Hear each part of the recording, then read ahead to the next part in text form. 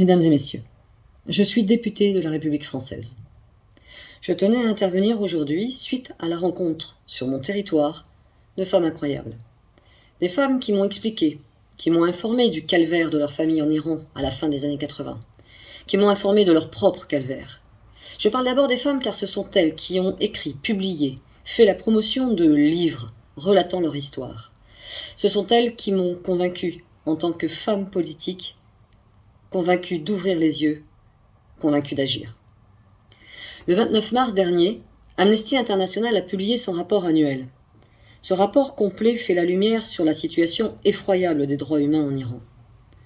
Outre les violations systématiques des droits humains commises par le régime iranien, le rapport d'Amnesty évoque le pire crime contre l'humanité commis par ce régime.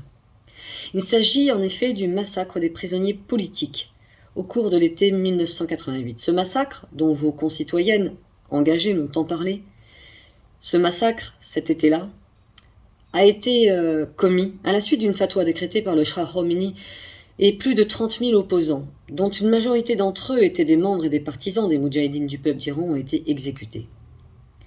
Les victimes du massacre de 88 étaient des prisonniers condamnés par le système judiciaire du régime théocratique iranien et, pour beaucoup, avaient purgé leur peine de prison et auraient dû être libérés bien avant les événements de 88. Le rapport d'Amnesty se concentre sur l'accession d'Ebrahim Raïssi à la présidence alors qu'il est un auteur connu du massacre de 88 et qu'il a joué un rôle clé en tant que membre de la commission de la mort lors de cet événement tragique. Un tribunal suédois a condamné le 14 juillet dernier l'ancien geôlier iranien Amin Nouri à la prison à vie pour son rôle dans la torture et l'exécution de milliers de prisonniers politiques iraniens en 88. C'est la première fois qu'après plus de 40 décennies d'exécution massive, qu'un des responsables du régime est jugé, condamné pour son rôle particulièrement dans les événements de 88.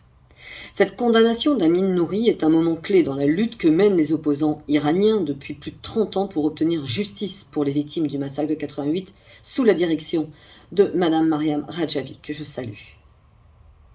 Aujourd'hui, la communauté internationale ne peut fermer les yeux sur ce à quoi les mollahs sont occupés encore chaque jour, chaque heure, pour rester au pouvoir en Iran. Exécution publique, flagellation, amputation. Nous ne pouvons fermer les yeux sur l'intensification de la répression et l'accroissement des inégalités envers les minorités religieuses et ethniques, notamment kurdes, arabes, baloutches. Nous ne pouvons fermer les yeux face à l'oppression, l'humiliation et les violences faites aux femmes sous couvert de lois discriminatoires.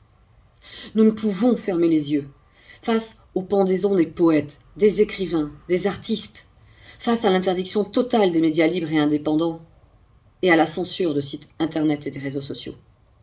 Afin de faire la lumière sur les massacres d'hier et cesser les exactions d'aujourd'hui, il est plus que temps que la communauté internationale et l'ONU créent un tribunal international et, auparavant, créent une commission d'enquête pour faire toute la lumière sur ce qui est considéré comme le plus grand massacre de prisonniers politiques de l'ère contemporaine en Iran et traduire en justice les responsables.